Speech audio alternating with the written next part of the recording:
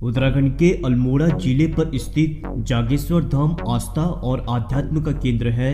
जागेश्वर अल्मोड़ा से 36 किलोमीटर दूर देवदार के घने जंगलों में स्थित जागेश्वर मंदिर एक धाम है, क्योंकि इसी मंदिर में 124 छोटे बड़े मंदिर एक ही जगह पर स्थित है, जिस वजह से इसे धाम की श्रेणी में रखा गया है। जागेश्वर धाम दो पार्ट्स में डिवाइडेड है, जहां पहला जागेश्वर में महान दंतेश्वर मंदिर स्थापित है, वहीं 1.5 किलोमीटर आगे दूसरे बड़े पार्ट में महान मृत्युंजय मंदिर स्थापित है। जागेश्वर धाम भगवान शिव के 12 ज्योतिर्लिंगों में से एक है, जिसे भगवान शिव का 8वां ज्योतिर्लिंग माना जाता है।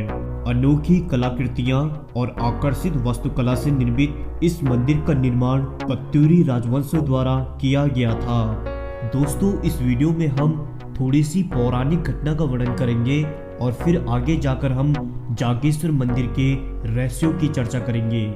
लेकिन अगर आप नैनीताल मेनिया यूट्यूब चैनल पे पहली बार आए हैं तो चैनल को सब्सक्राइब करके बेल आइकन भी दबा दीजिए। जागेश्वर मंदिर का इतिहास स्पष्ट है, मगर माना जाता है यहाँ देवदार के घने जंगलों में भगवान शिव तपस्या कर रहे थे। उस समय यहाँ जागेश्वर धाम नहीं था। जब भगवान शिव यहाँ तपस्या में लीन थे तो उस समय सप्त ऋषियों की 7 पत्नियां भगवान शिव को देखकर मोहित हो चुकी थी और कुटिया जाना भूल चुकी थी। जब अपनी पत्नियों की तलाश में सप्तऋषि यहाँ पहुँचे तो उन्होंने देखा कि उनकी पत्नियां भगवान शिव को तपस्या में लीन देखकर मोहित हो चुकी हैं। ऐसा देखकर सप्तऋषियों के क्रोध का ठिकाना न रहा और उन्होंने भगवान शिव को श्राप दे दिया। आप सभी जानते हैं कि भगवान शिव देवों के देवता हैं, जिन्हें महादेव नाम से भी पुकारा जाता है। तो भगवान शिव जिन पर ये श्राप लगना लगभग असंभव था, लेकिन सप्तऋषियों द्वारा बेमतलब के श्राप दिए जाने पर उन्होंने क्रोध में सप्तऋषियों को अनंत काल तक आसमान में लटके रहने का श्राप दे दिया था। और आज तक सप्तऋषि आसमान में एक साथ चमकते हुए दिखाई देते हैं। लेकिन भगवान शिव ने सप्तऋषियों के श्राप का अनादर न करते हुए उन्होंने अपना एक रूप शिला में समा दिया था, जिसे आप दंडेश्वर मंदिर के अंदर देख सकते हैं। जागेश्वर का सबसे प्राचीन मंदिर महामृत्युंजय है। यहाँ शिवलिंग अति विशाल है और इसकी दीवारों पर महामृत्युंजय मंत्र बड़े बड़े अक्षरों में लिखा है, जो संस्कृत व ब्राह्मी भाषा में लिखे गए हैं। इन अभिलेखों की खोज 7वीं शताब्दी से 10वीं शताब्दी तक की बताई जाती है। इस मंदिर में पूजा करने से मृत्यु का भय नहीं रहता है और मृत्यु अजय रहती है। माना जाता है यहीं से लिंग के रूप में भगवान शिव की पूजा शुरू हुई। पहले से जागेश्वर मंदिर की मान्यता ऐसी थी कि इस रहस्यमय मंदिर में जो भी सच्चे मन से मनोकामना मांगता था तो उसकी मनोकामना पूरी होती थी। लेकिन बाद में लोग इस मंदिर का उपयोग गलत चीजों में करने लगे। लेकिन जब महान गुरु आदि शंकराचार्य 8वीं शताब्दी में जागेश्वर आए तो उन्होंने महामृत्युंजय मंदिर में स्थापित शिवलिंग को क्लित किया, जिसके फलस्वरूप दूसरों के प्रति बुरी कामना करने वालों की मनोकामनाएं पूरी नहीं होने लगी। यह सिर्फ यज्ञ करके मंगलकारी मनोकामनाएं पूरी होती है।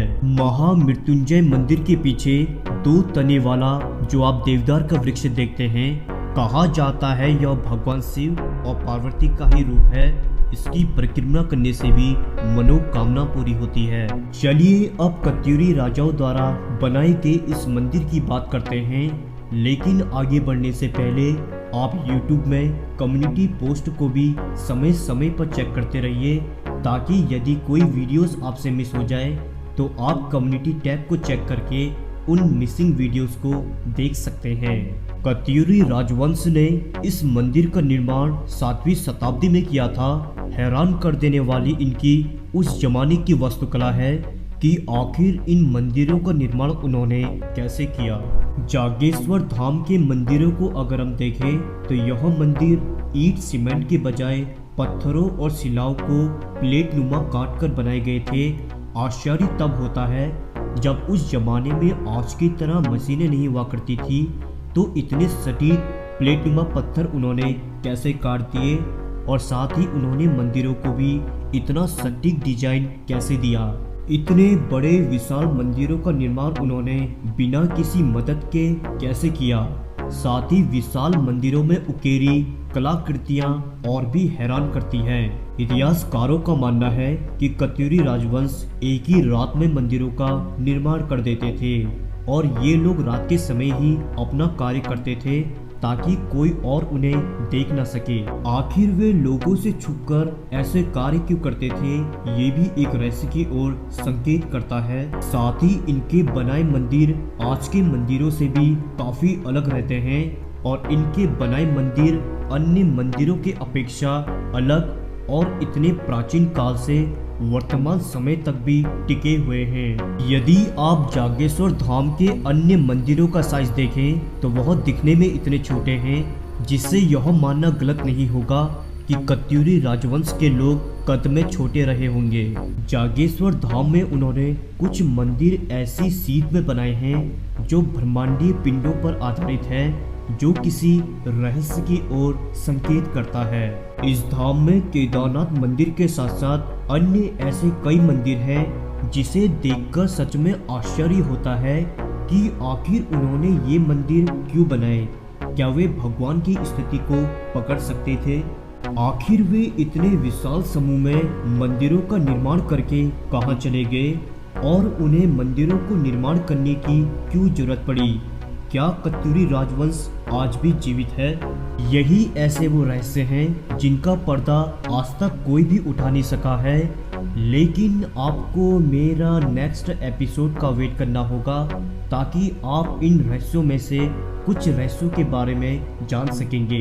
तब तक आप इस चैनल में बने रहिए और यदि आप इस चैनल में पहली बार आए हैं तो चैनल को सब्सक्राइब जरूर कर लें। तो दोस्तों आज के एपिसोड में बस इतना ही। मैं हूँ आपका दोस्त संदीप। फिर से मिलेंगे एक नए एपिसोड में। तब तक के लिए नमस्कार दोस्तों।